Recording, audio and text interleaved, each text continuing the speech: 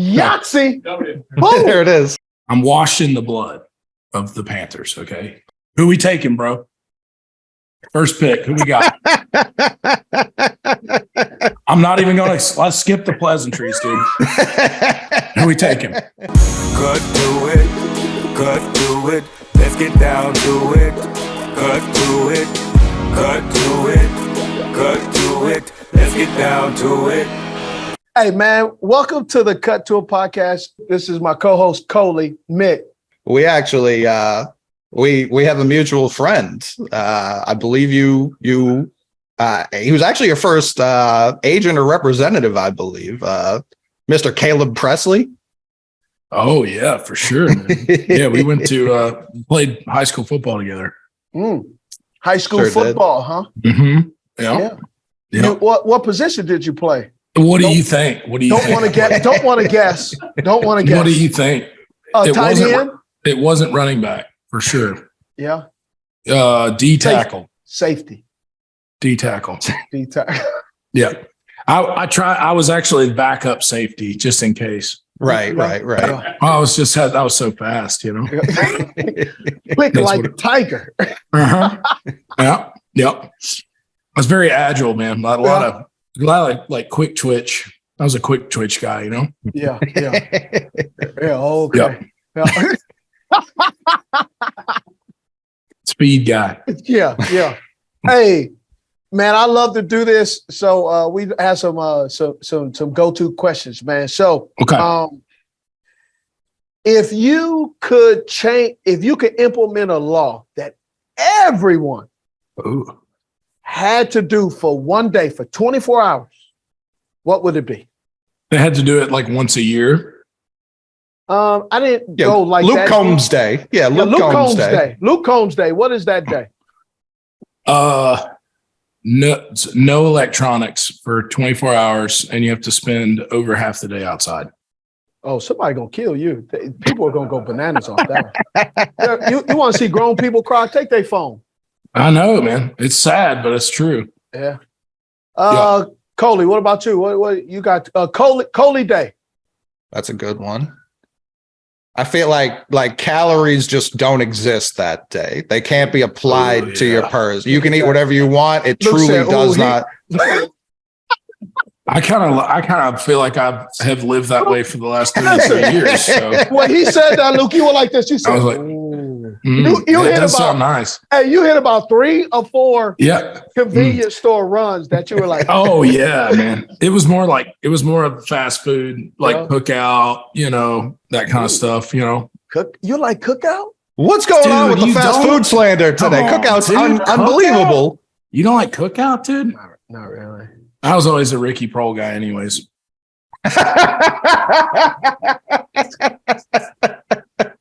Well, let's announce July 15th. You're coming to Charlotte. Yeah. Look like you won't be leaving on July 16th with that comment. No, I'm excited, man. I'm excited about that. All right. Let's talk about that because so shout out to my son Boston, his girlfriend Ava. She told me to tell you hello. Oh, tell them I said hey. Okay. And then my daughter Bailey. Okay. She told me to tell you hello as well. Love it. Backstage Joe, booking talent manager, his daughter Ava told us to tell you hello, and his wife and his better half Kim said hello. Now my wife Angie said, "Why are you interviewing Luke Combs?" And I said, "Well, he's a Charlotte guy. Why not?" True. Right? Consummate Panthers fan. Yeah. So let's talk about you're coming July 15th. Mm-hmm.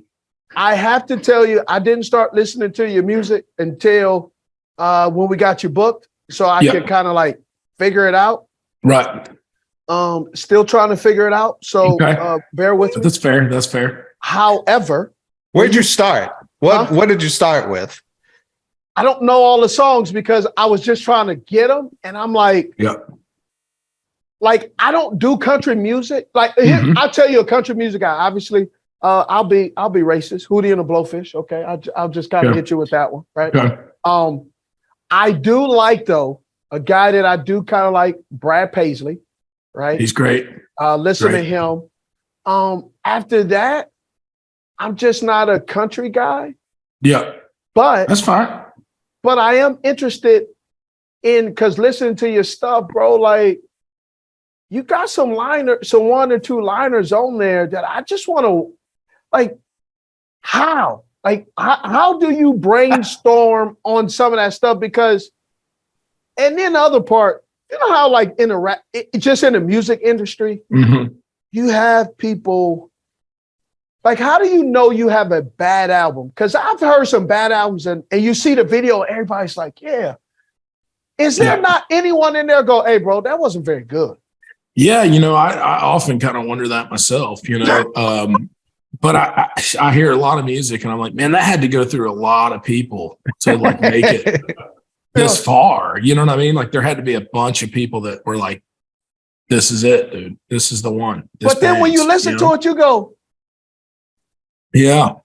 Yeah, I don't know. It's like, I think sometimes it's like, I don't know, like maybe there's a lot of like people's egos involved or like they're worried about not hurting someone's ego. They're right? yes men. So like, they're yes men. Right. So if you have an artist, let's say that's on their 3rd album or whatever, and they've become, this massive whatever. And then everybody around them is like, well, we got to keep that. I feel like the concern becomes keeping them happy, right? Like to keep them like wanting to do music or keep pursuing, what they're doing. And it's like, if you go in and tell them, hey man, this stinks, dude. Like that would go over well for me. Because I feel like is a really important part of the process. But most guys, like it's tough. Like I feel like a lot of guys or girls or whoever,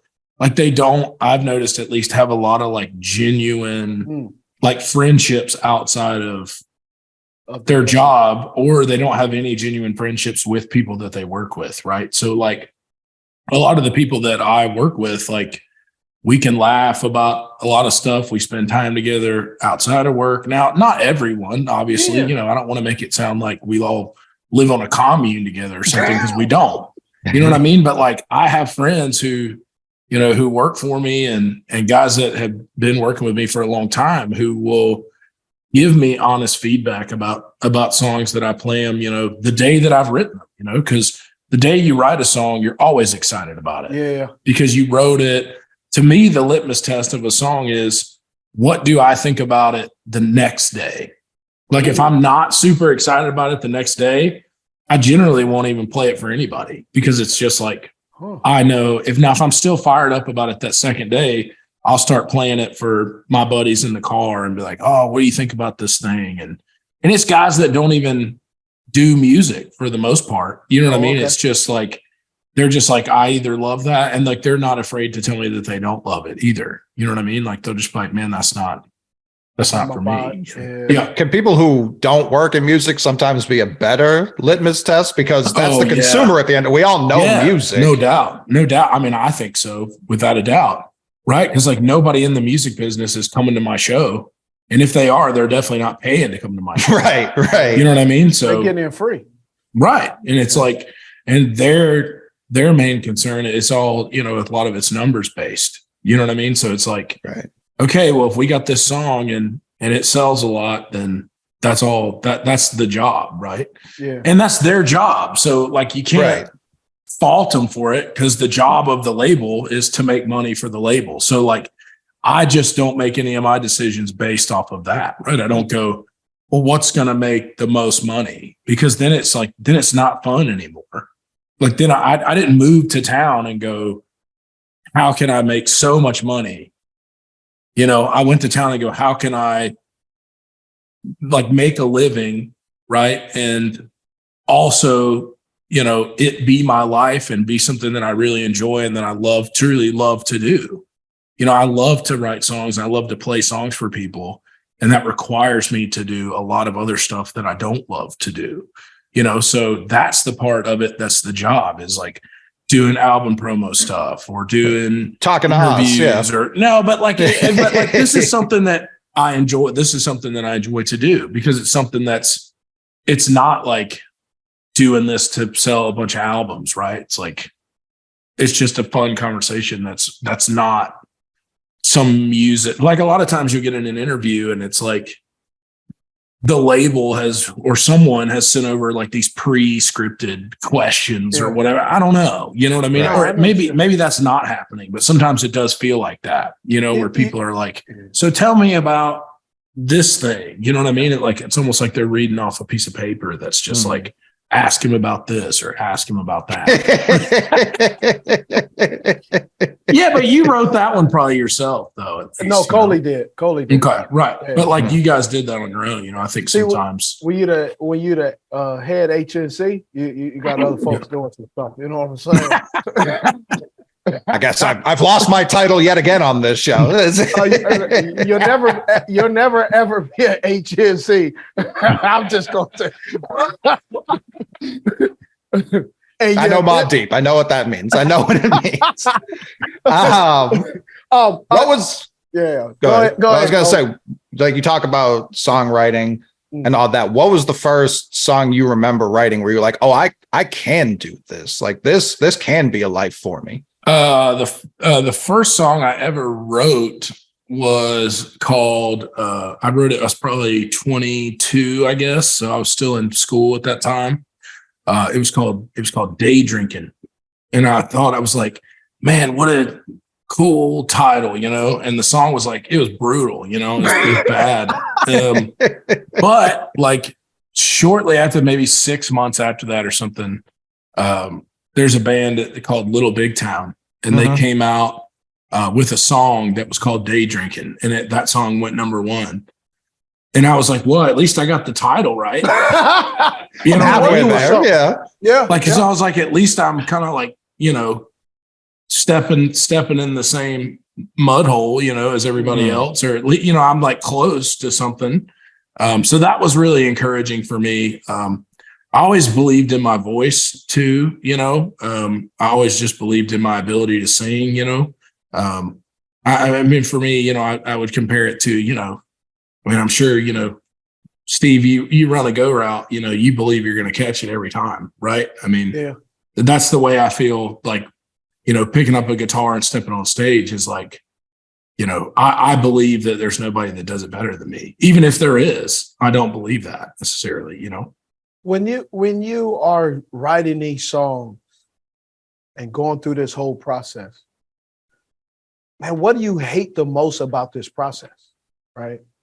I mean, writing songs, none of it. None of that process I hate. I love that process. I would say if it came to like the creative side, I don't hate any of it. It's more like whittling all these songs you've written that you like down to what the album is eventually going to be. Because ultimately there's songs that you love that don't make it onto the record, right? Because there is only a certain number of songs you want to do, or a certain length of album that you want to make, or it doesn't fit the overarching theme of the album. Or, you know, there's songs I've written too that I've written, I don't know, in the last couple of years that I think are great songs, and I think they're hit songs too, but like they don't speak to me or the phase of my life that I'm in right now. Like, I think they would have been huge hits for me, you know, 6 years ago or 5 years ago, but I've already done that. You know what I mean? Like, I've already written Fear Never Broke My Heart. I've already done these kind of things. So it's like, I don't want to just continually write these songs and continue to put out just a slight variation of the same thing all the time. You know, I think that was, you know, I think a lot of people's, you know, as my career progressed, that was people's beef with me, is like, okay, well, it's time to evolve. It's time to evolve, right? You know what I mean? Like, shit or get off the pot kind of thing. Like, people want, inevitably, it's like, which is conflicting as an artist, because you go, okay, well, those songs are the reason that you fell in love with my music, right? Right. But now you want me to do something different because you don't want me to do what you liked about me originally, which is a tough thing to do, right? Because you're kind of, and not that I'm changing my whole sound or anything like that, but it's just like, that's a challenge in and of itself, is like staying rooted in what people love about you, but also giving them something that they feel like is fresh or different. That's challenging for sure, especially when you're writing your own stuff, you know? I was going to say, is that what kind of inspired like this kind of double album you just dropped with Growing Up and Getting Old, is just trying to lay it out there for the perspective that was going to be coming? Yeah, I think so. You know, this album that just came out is, you know, that's really where those were kind of the main focus of what I had been writing over the last 2.5 or 3 years was that kind of stuff. Right. And so that's where I'm at. You know, I mean, I got my second kid on the way now, you know, been married for, you know, 3 years now. Sure. And with my wife for almost 8 years. And, you know, so things are different, right? Like I'm not going to write a song about, you know, going to spring break or whatever, you know what I mean? Because like, I'm not going to spring break, you know, I'm a 33-year-old man that's a dad, you know what I mean? So it's like, how do you write songs because I have a really hard time going out and singing like stuff that I'm not passionate about. Like that would be, I think it would be like blatantly obvious to the fans if I was going out and singing stuff that didn't move the needle for me. Like I can't really fake it very well. You know what I mean? So that inevitably, that makes it a little tougher, right? Because you want to ultimately my image, you know, that is sold or whatever to people is not an image at all. It's just me. Right. Your brand is you. Right. My brand is just me. And so that makes it really easy at times. And that makes it really difficult at times too. What makes Luke Combs tick? Not like a ticking time bomb or make you upset, but what makes you tick as a person? Like off the stage, off the songwriting that people don't get to see about you. Man, being outdoors, I think, is something that I really love to do. Just being outside, even. I don't even have to necessarily be doing anything, you know. If the sun's shining, you know, I want to be outside working on something or, you know, riding the Polaris or fishing or hunting or I don't know. I just love that. You know, it's such a cliche thing, right, to say as a country singer or whatever. But ultimately, that's what I'm doing, you know, looking for arrowheads or, you know, looking for morel mushrooms or whatever it is. Anything I can do outside. What's an arrowhead? Like you're talking about the rock? Yeah, like arrowheads. Yeah. Like trying to find them, like going and trying to find them. Yeah. Where do you search for arrowheads? I mean, you can find one. Funny, bro. I mean, you could find one anywhere, really. I mean, think of how long human beings have been around, right? Yeah. I compare it to this. Like, imagine 300 years from now when everybody's shooting laser guns around and they're going out looking for shell casings from 9mm pistol. Gotcha. You know what I mean? Like, it's the same kind of thing. And you're going, so you would go to areas that people hunted at frequently, right? Okay. That's where you're going to find arrowheads or, you know, camps or villages. Like, I know that sounds weird because those things don't exist anymore, right? Like there's not a sign that says, hey, there was a camp, a hunting camp here at this place or whatever. So it's like, you know, fields that are, you know, just out of the floodplain that are near water. Yeah. I mean, those kind of places. You're a straight outdoors guy. I do love it. Yeah. When you're saying that, I just had an aha dumb moment. So I'll just say it out loud, even though I called myself a dummy in my head. So, you know, the Chiefs, right? Yep. And then Arrowhead Stadium. Right. There you go. Right. There it is. Bro, I was sitting there like, what are you chuckling about? This is great. The way you said, like, I didn't know where you were going. So when you said the Chiefs, it just made me laugh immediately. I was like, oh, that's why Arrowhead. That's why that's an Arrowhead. Yeah. Well, I am. Now we know. Obviously, I'm not outdoors guy, right? I'm just, you know, like I don't fish. I don't do any of that stuff. So when you were saying it, I was literally. I'm cycling, like in my mind, I'm going through, like, right. I'm going through the file cabinet, right? And I'm opening it up and I'm like, damn, nothing in that one. Right. Nope. Boy, the whole file cabinet empty. So what's your answer to that question? What makes you tick? That's a fantastic question, man. I wish my coworker would ask me that, but he doesn't. So I never asked Steve about himself. Refuse. Know too much about him as it is. Like no less, if possible. You know, what's funny is what really my life has changed so dramatically. Because I was, you know, I've said it on my podcast, you know, before I was with Underdog, but man, I had such a unique and interesting upbringing. My mom did the best she could. My dad, you know, did the best he could, but I grew up in the inner city of LA, right? And my mom had me when she was 17 years old, right? So my mom, you know, so my mom's been grinding. My dad's a warehouse worker, so they've been grinding all their life. That's all I know. That's all I see. Right. But with that, growing up in the hood, man, I really learned, right, that I was raised by. My dad was in the picture. I went over to my dad's house on the weekends, but my mom raised me during the week, and my mom was a Black female who was tough in the 80s, right? Right. And there was no time to smell the roses and look at the sunset. Right. For sure. So positivity was not, it was not heard a lot when I was growing up. Right. Which built into me as I became an athlete. I was ultra sensitive to criticism.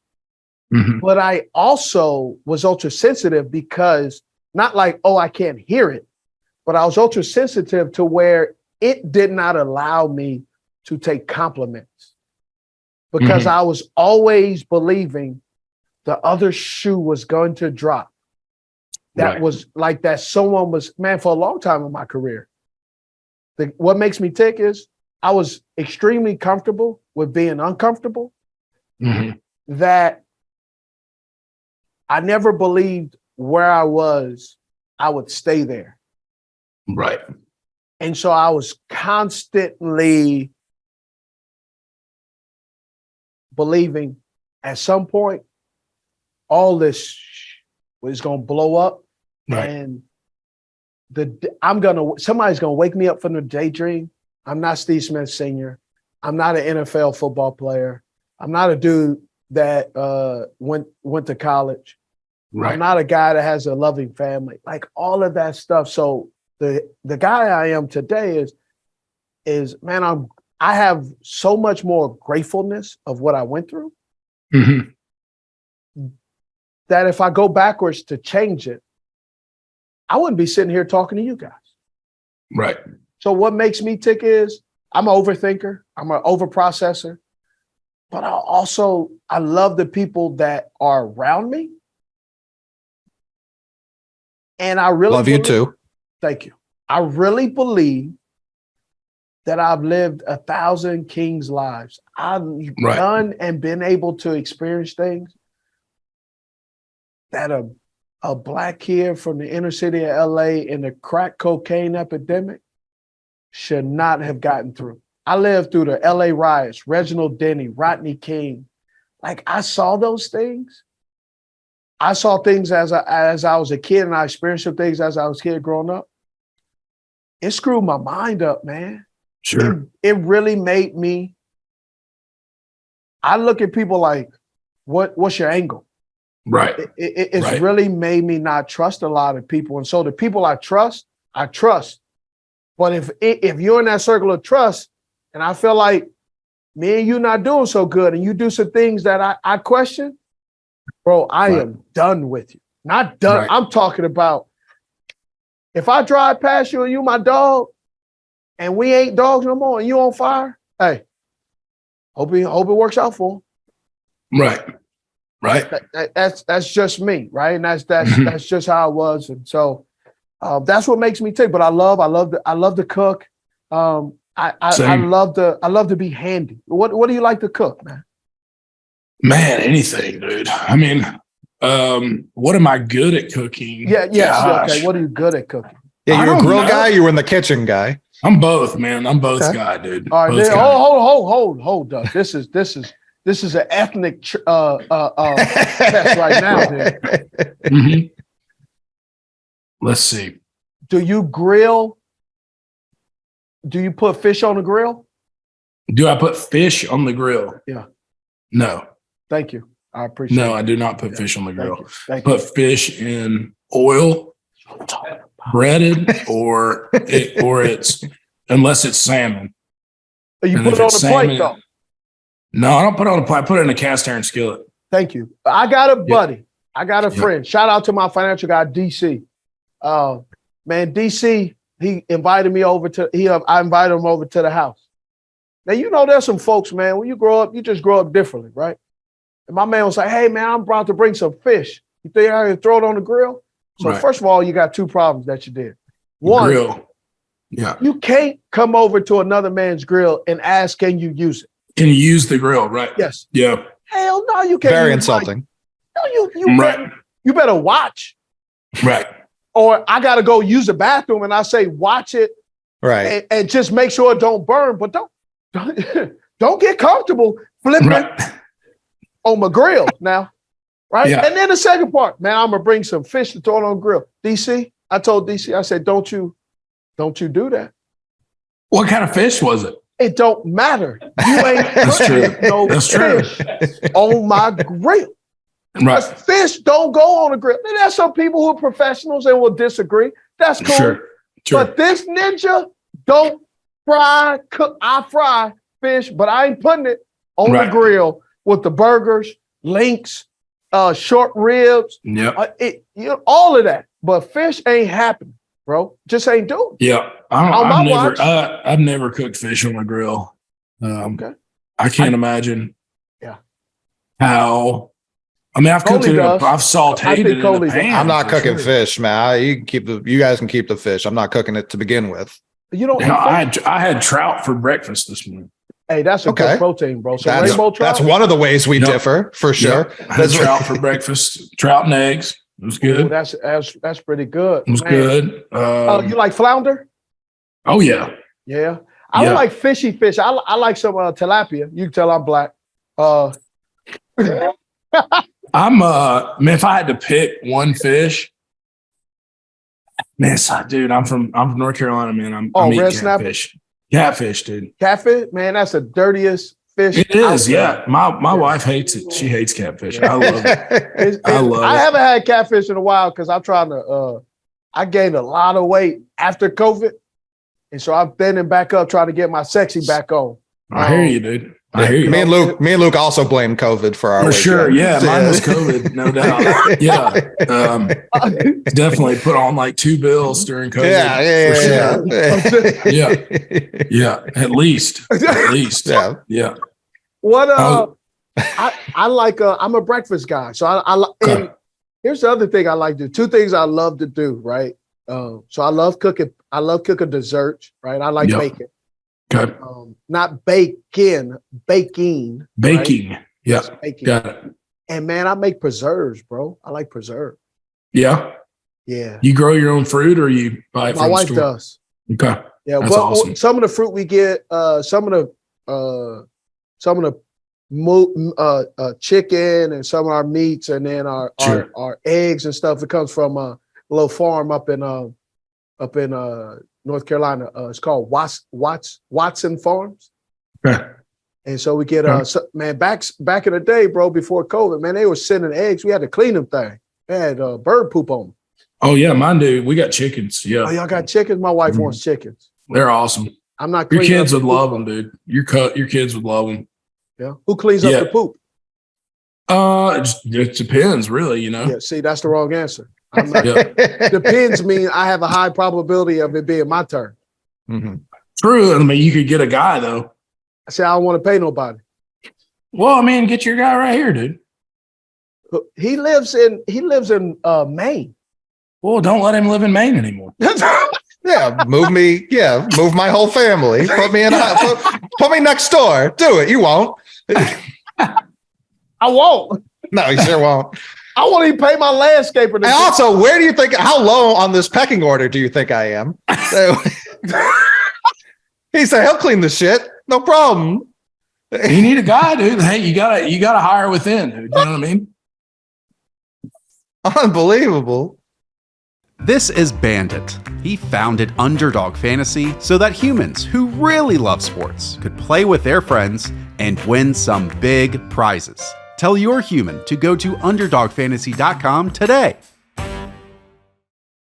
All right, hey, Luke.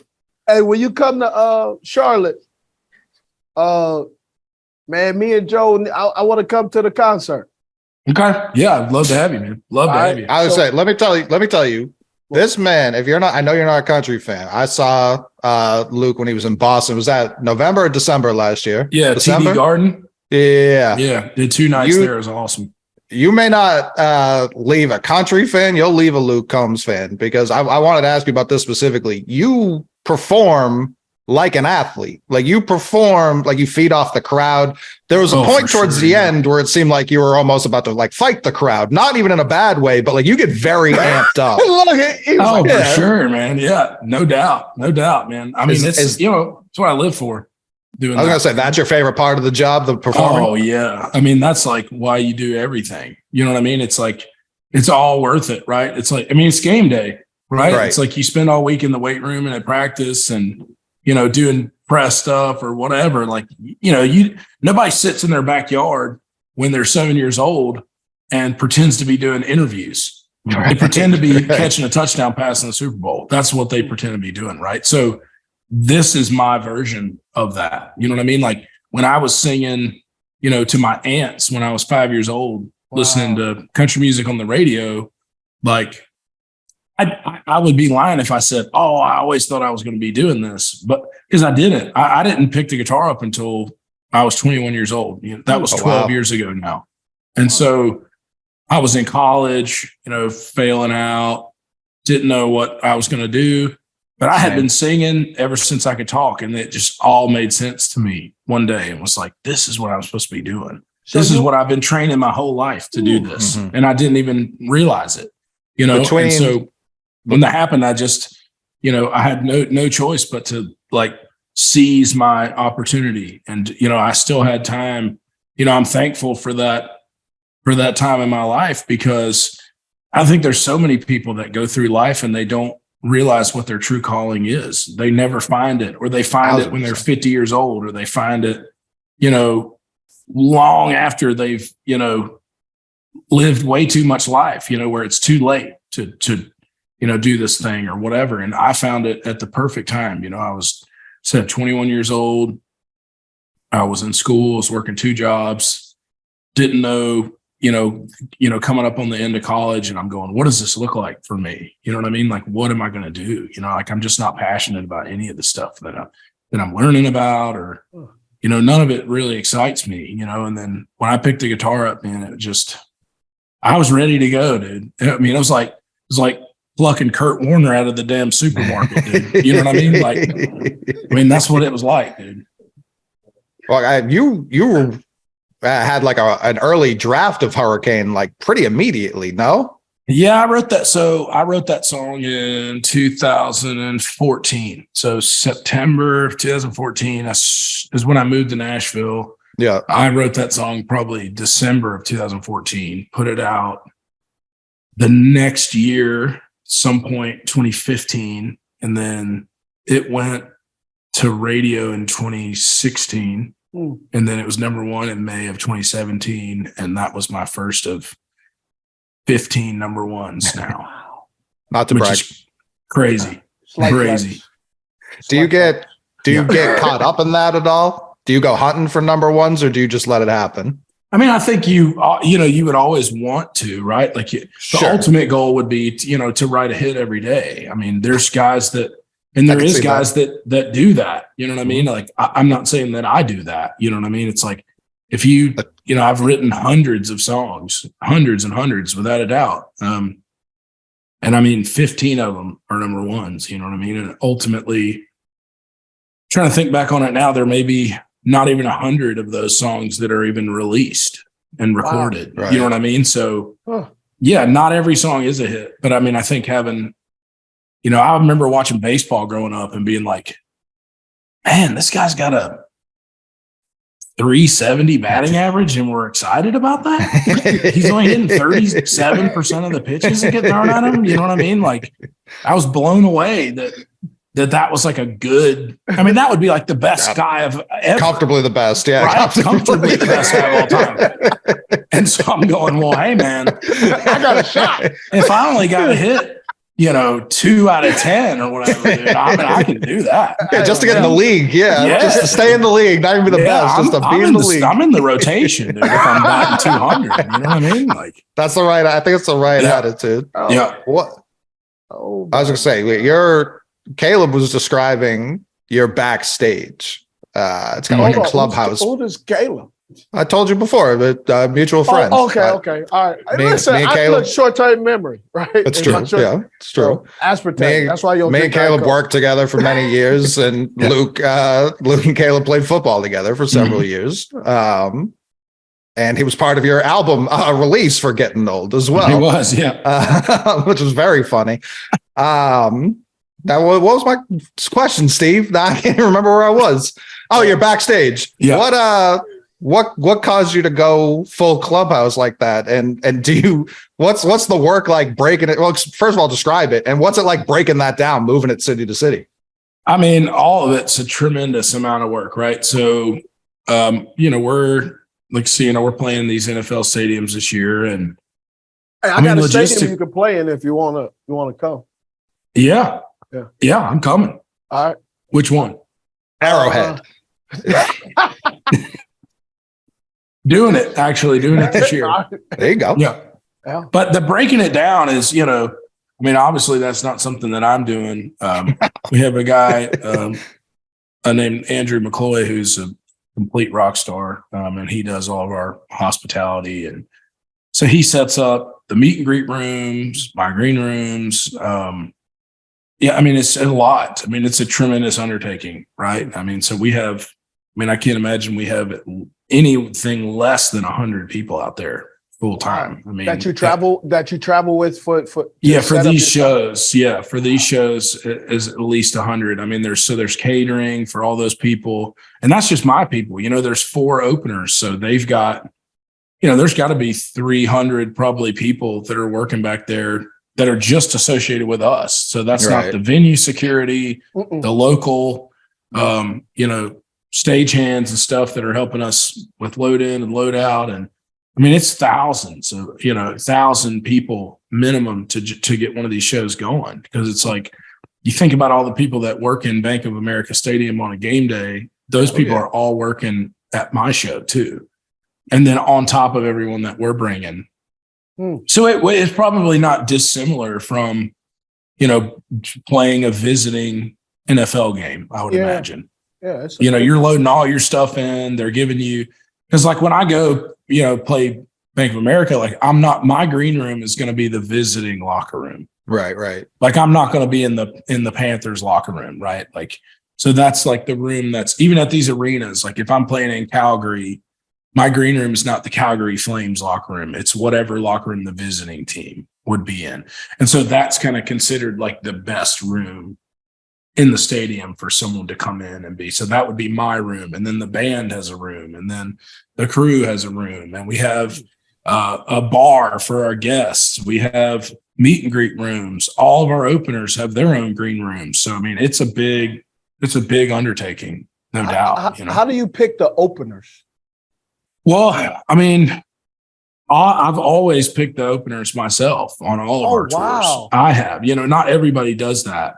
A lot of times there's, suggestions like, I could contact like my booking agency and say, hey, I'm interested in taking out 2 openers, and they could present you. They would essentially pitch that to every act at the agency. Mm-hmm. And then people would submit and say, yes, I want to do that. I want to be on that tour or whatever. And they could present you a list of, here's everybody that's interested in doing this. And then you go through, you could pick from that. But usually, I mean, I just pick on my own, it's just people that I'm into or mutual friends that I have or bands. I just, love their stuff, or, you know what I mean? It's like, that's the way it is for me. It's not, there's no real motive behind it other than, I love it. And I think that my fan base will also love it. So when you pick your openers, have you ever had, don't want you to name any, have you ever had any openers that once they come, you're like, this isn't going to go well? Yeah, not musically, no. Musically it always tends to work out and the fans are always happy with it.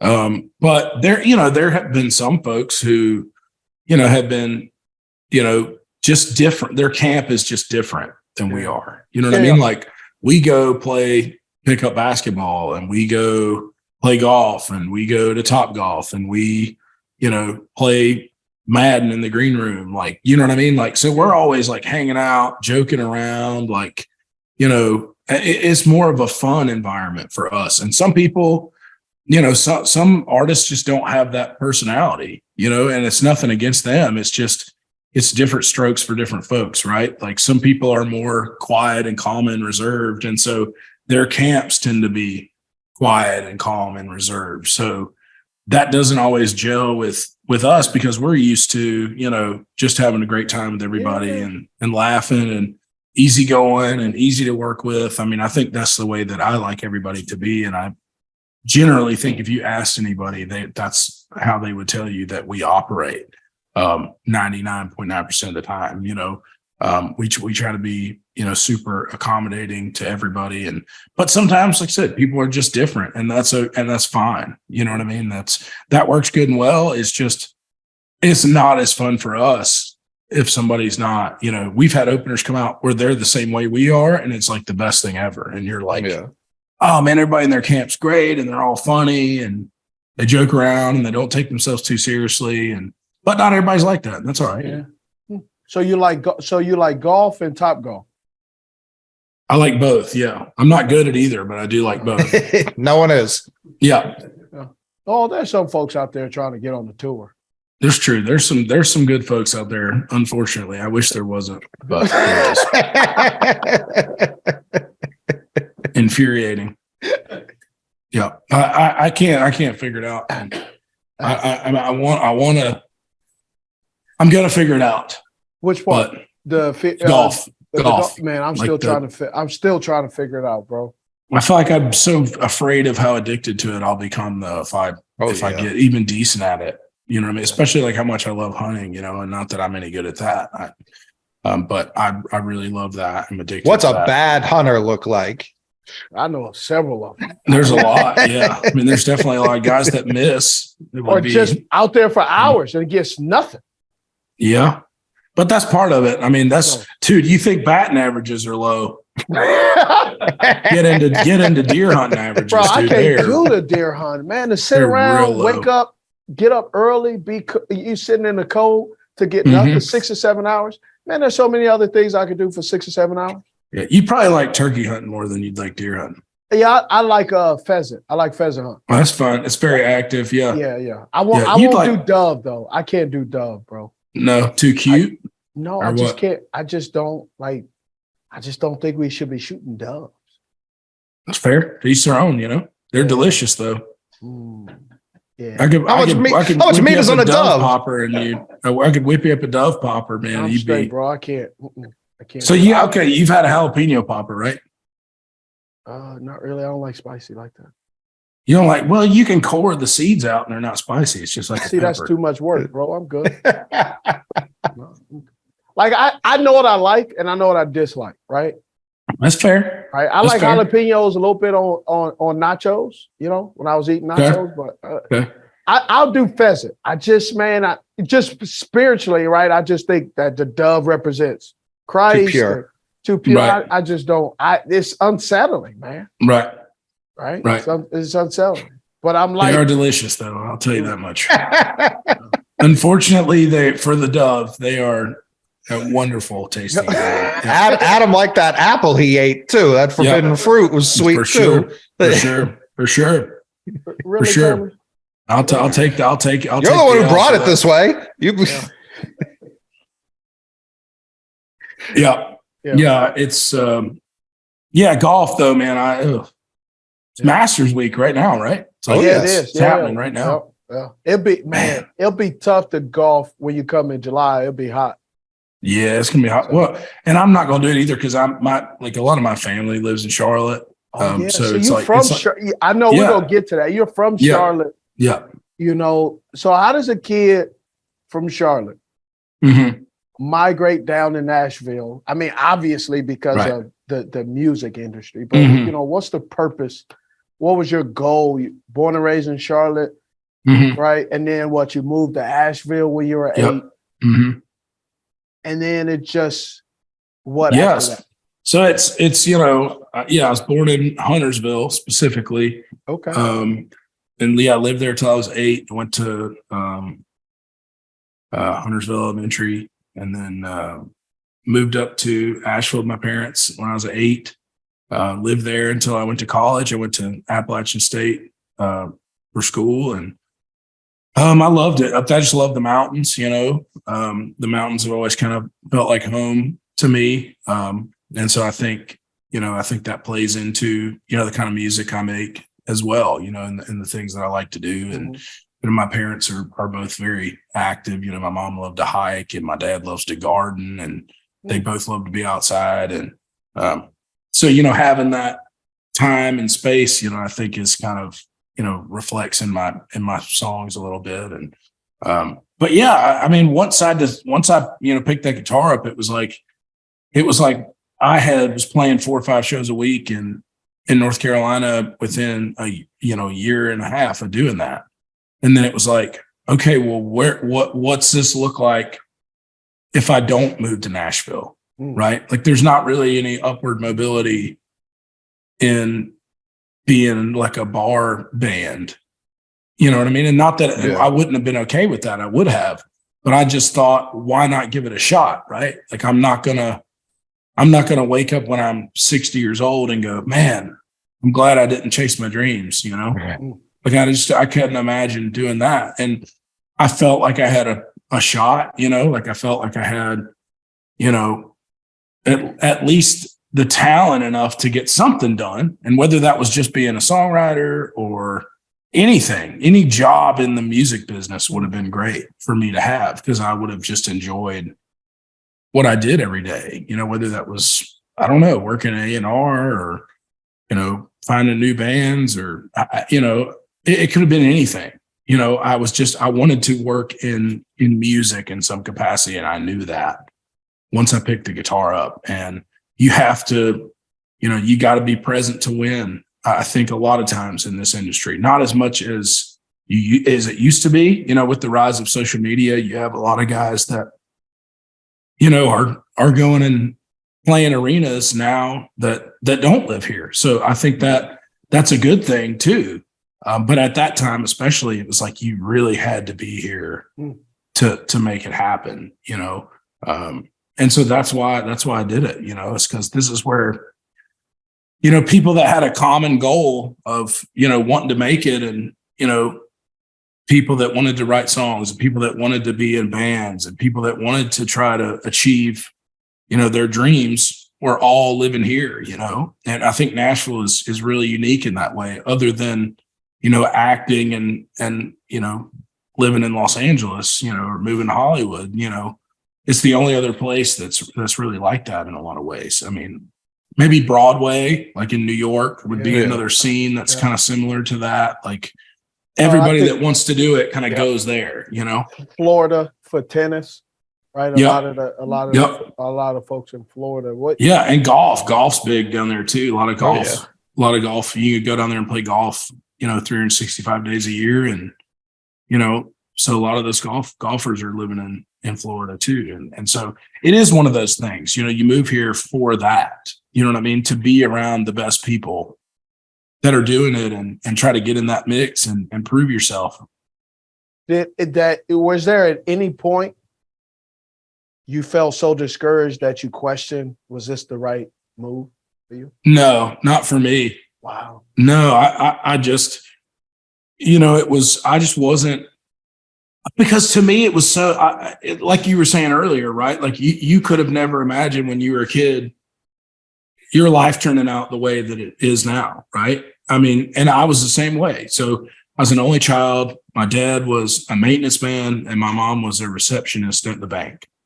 So, we lived in a, 1-story ranch house that was, 2,500 square foot in, a lower middle class neighborhood. And, I had clothes to wear to school and stuff and food to eat, but like, we didn't go on vacation. We didn't, right. My parents weren't, my parents love listening to music. And that's how I, got addicted to it, was just my parents were always playing music in the house. But it's like, I would have been like, I was thinking like, because neither of my parents really loved their job. Right. So I didn't even know it was possible to love your job. When I was in college, I just thought, well, I'll get a business degree and I'll hate my job, like everybody else does. Yep. That was my outlook and what I thought was possible. So once I found music, and then I was like, man, you can make music a job. And like, music's not even a job, man. It's like fun, and it was like, so whatever that would have been, I had the lowest of expectations coming in.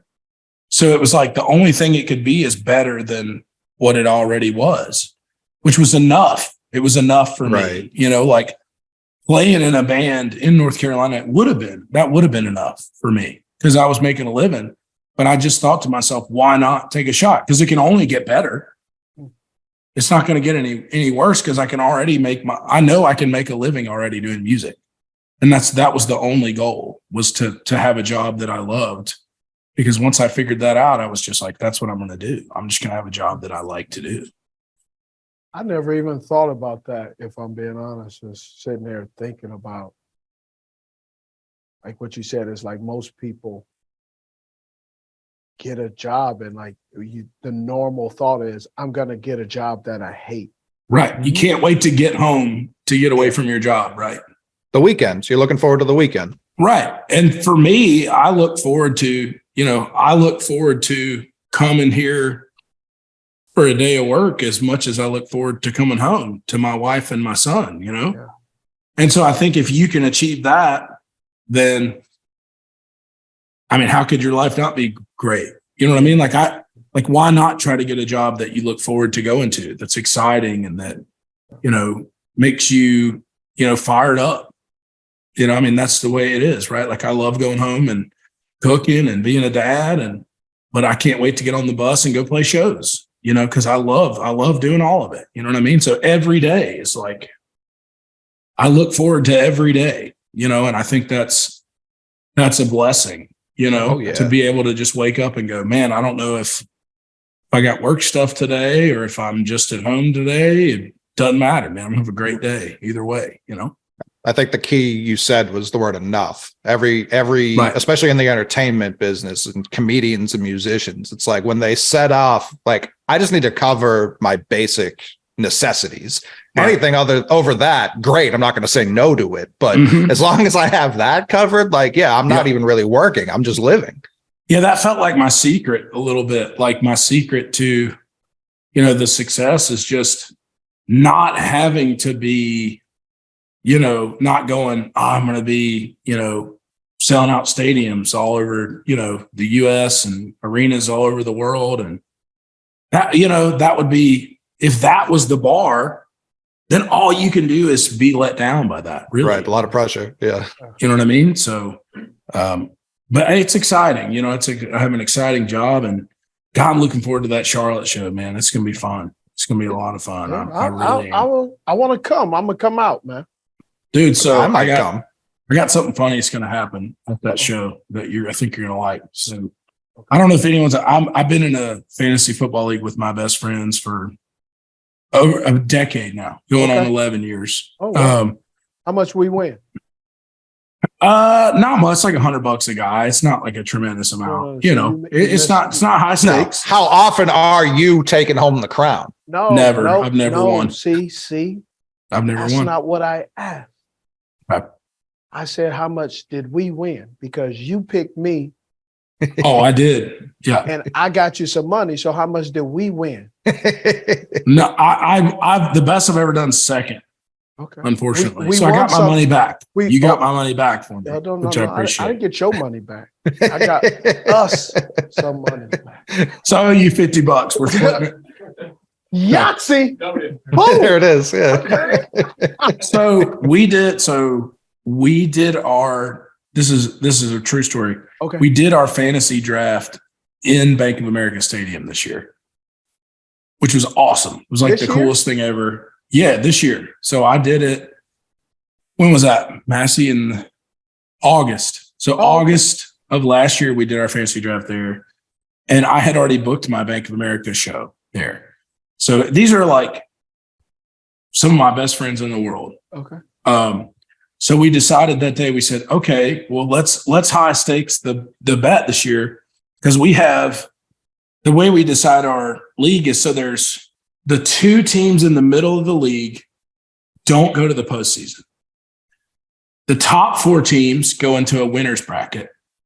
The bottom 4 teams go into a loser's bracket. So the team with the worst record does not necessarily lose the league. Mm-hmm. So the team that loses both of the loser's bracket postseason games, right?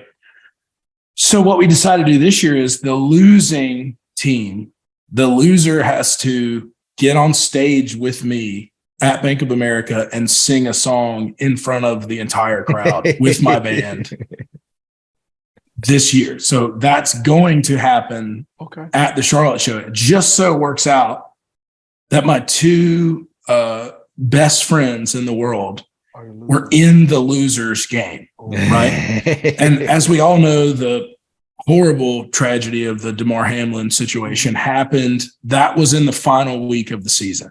It sure was. And so that affected the outcome of everyone's kind of fantasy game. Mm-hmm.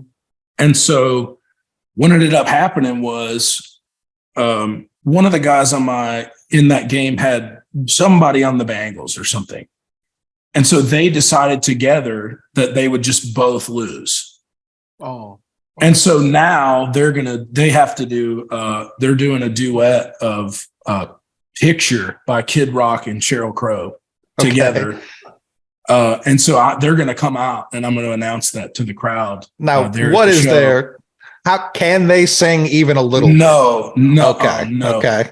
And so I'm very excited about that happening. I think it will go down as a pretty solid fantasy punishment for sure. Now, can we supply, I don't know, the first like 10 rows with like tomatoes, stuff like that? Sure, anything we want. That is a Boston true and true. That dude, like, look, you got a bad performance, we're gonna set you up. Yeah, just rain garbage down there. You know? Yeah. Get some chicken wire for the rest of the band so they get unaffected. So I'm very excited. I think we're going to make them dress up. Like one of them's going to be Kid Rock and one of them's going to be Sheryl Crow, and it's going to be pretty brutal. So you guys will get to laugh at that. Oh my God. So that'll be fun. All right. Very excited about the that's pretty good. implications of that. Hey man, well, I had a blast sitting here talking to you. Learned a lot about you, bro. Appreciate it. We've been doing this for a while, but this year we've kind of switched it, man. You got any questions for me? I do. I do. Okay, so diehard Panthers, been there since day one. Met Sam Mills in a Burger King when I was 5 years old. Oh wow! In 1995, like I'm washed in the blood of the Panthers. Okay, that's the only team. Appalachian State, obviously, I love to death, but the Panthers have been there with me since I was a child. Right? Okay. It's like that's what was on the posters in my room as a kid was the Carolina Panthers. Right? So I guess it's like, who we taking, bro? First pick, who we got? I'm not even going to. Let's skip the pleasantries, dude. Who we taking? It's not Will Levis. How about that? Okay, listen. I'm just. Who do you want? No, who do you want? Yes, who do you want and why? How about that? I kind of don't want anybody, dude. I kind of don't want anybody. Is that okay to say? Is there a certain quarterback for the Ravens you would like? We have to pick somebody though, right? Yes, we have to pick somebody. They're going quarterback. We can all agree they're going quarterback. You don't move up to the first pick to get a guard. No, we're not taking anyone. We're holding up the whole draft. Yeah. Luke said we can't draft, so we're not getting anybody. Yep. Just save it till next year. No, I think we're in agreement they're taking a quarterback, right? Yeah. Yes. Yeah. I think to me it's CJ Stroud, right? It has to be. All right. I think. All right. I think to me that's the only pick that makes sense to me. Okay. That's as a fan who all level-headedness out of the window, like absolute trash fan, that like internet troll level fan. Yeah. That's the only guy I would be like super hyped about us getting. And that's just me being real, dude. And no offense to everybody else, man, but like we ain't been that good in a long time. So I agree. Yeah. It's I don't know what needs to happen. But that's the guy I'm excited about. That's the guy I would be excited about. This kid. Would you trade? You'll never have another number one again, but you win the Super Bowl. Would you trade that right now? He would. Look at him. The fact that he's thinking about it. 100%. Hey, don't take this the wrong way. That's like walking past. That's like the whole when they put candy in front of a kid, will he walk past or will he save it for later? He is. Soon as they turn their head. Oh yeah. Yep. 100%. Yep.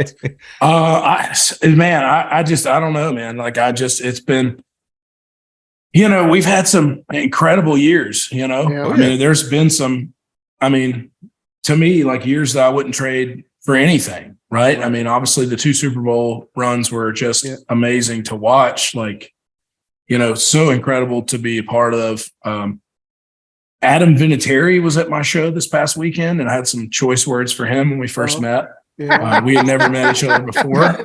I told him he's solely responsible for making me cry as a child. Yeah. So I made him feel good about that. Enjoy the show. Yeah, have fun. Yeah, enjoy the show. You made me cry when I was, 13 years old or whatever. So I appreciate that. Hey, change the seats. Where's he sitting? Put him up there. Yeah, all the way to the top. Yeah. But no, it's like I think back on, all that, like that Cam run too is just like amazing. What happened though, dude, in that game, man? What happened? Can't believe it.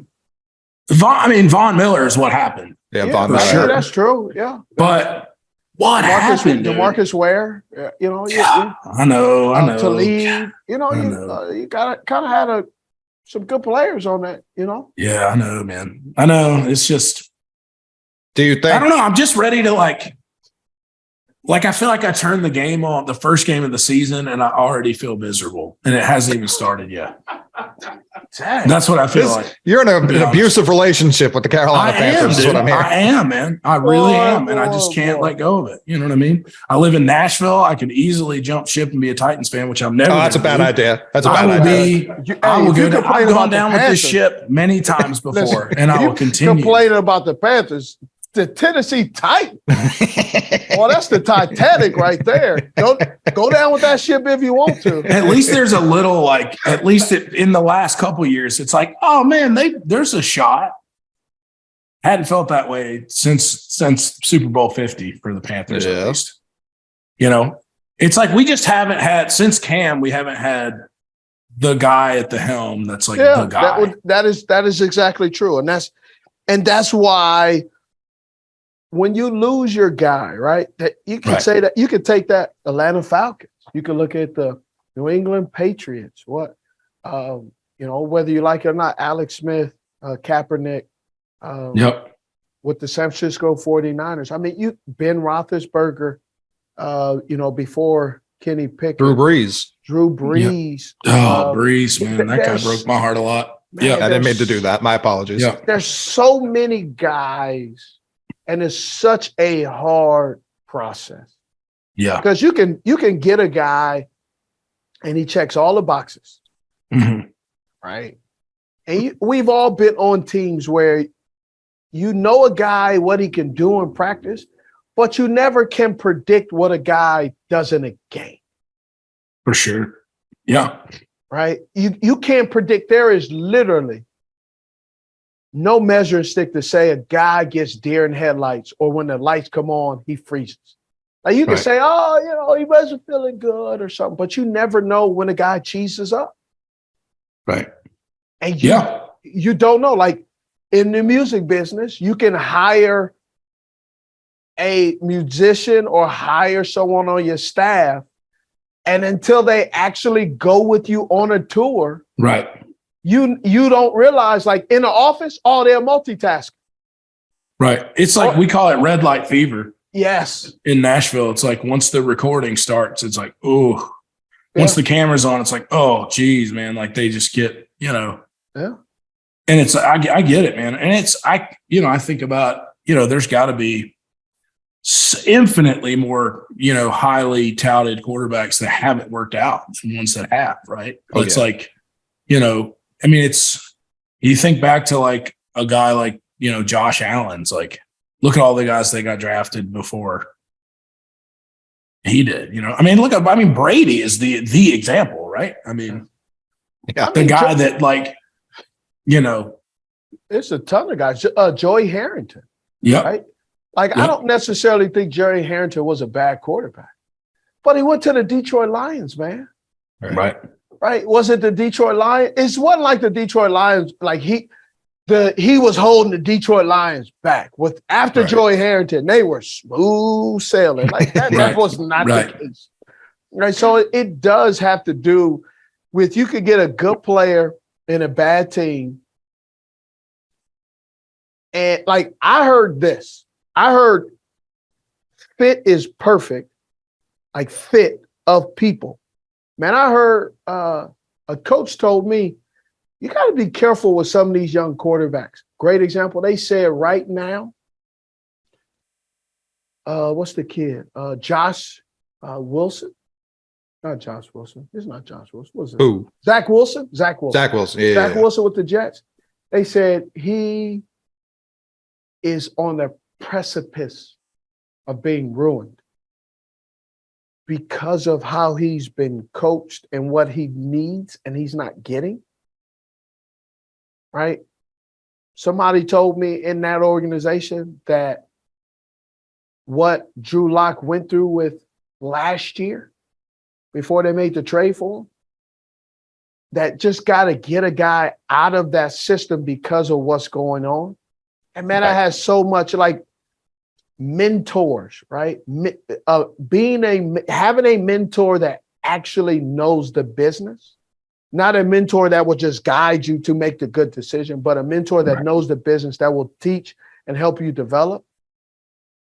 And I'm just speaking, I may be speaking out of turn.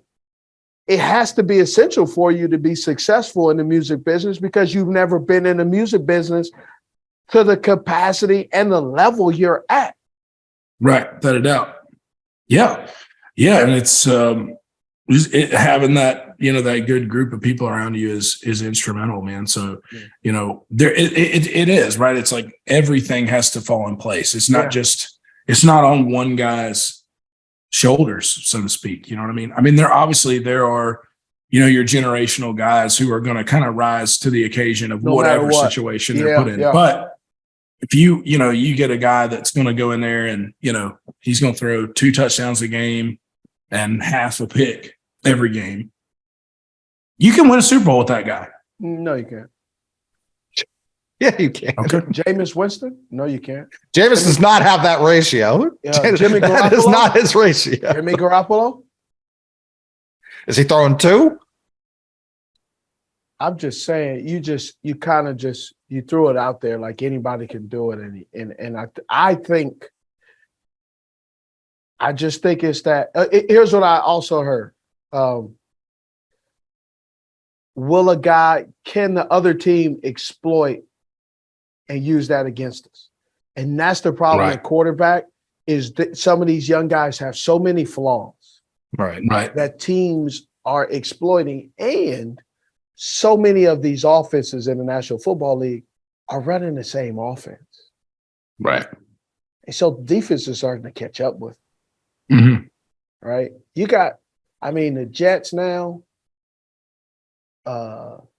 Packers, Vikings, 49ers, Chicago, Chargers, Rams. Who else? Panthers. Who else?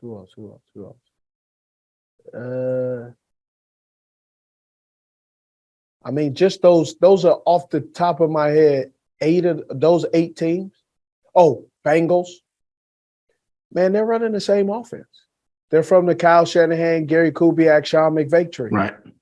Right. So you got 8 or 9 teams that are running the same offense. Well, you just get a lot of money, load up the box, get some good corners, and you know what? Hope for the best. And that's what's going on. Right. How do you break obviously this is a question for another time, but like, I often wonder, like, how do you, let's put it this way. So like, let's say when I'm watching the NBA, right? Mm-hmm. Like everybody's so good, right? Everybody's incredibly fast and tall and strong and can make the shots and can hit threes. Like, it's like everybody can do everything now almost, right? Like the athletes are so great in general, Yeah.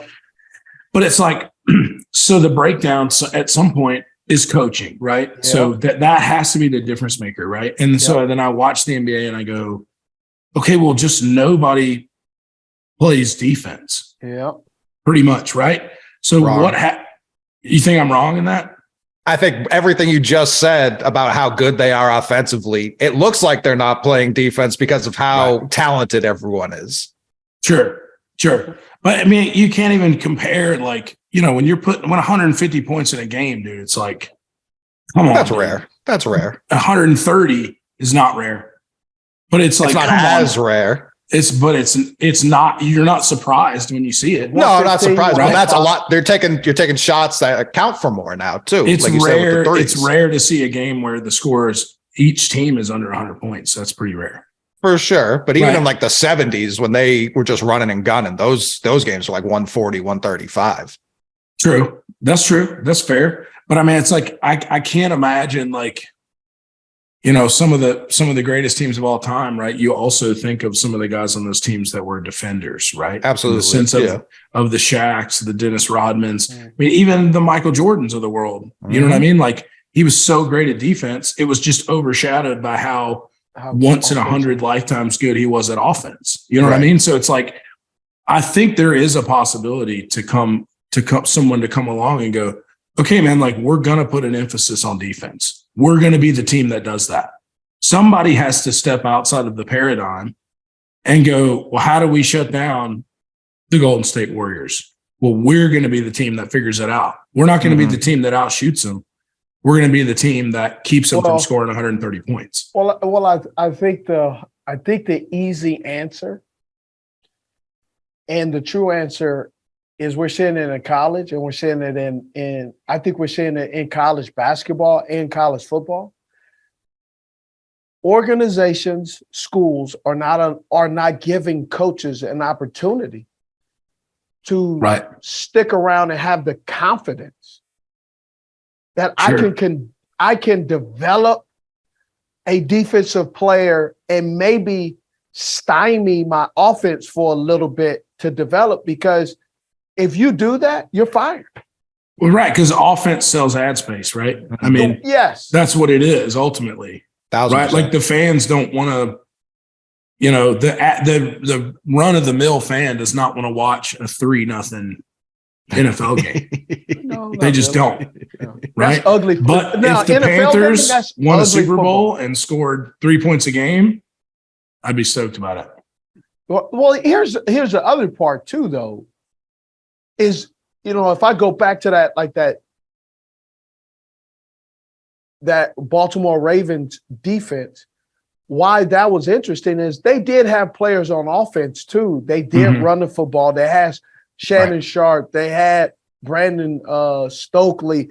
They just weren't high flying, but they also would hit you in the mouth type of defense, right? So we're not talking about 3 yards in a cloud of dust. We're talking about some good football being played. Now that's the balance of, can you have good defense / good football being played and make it entertaining? Right.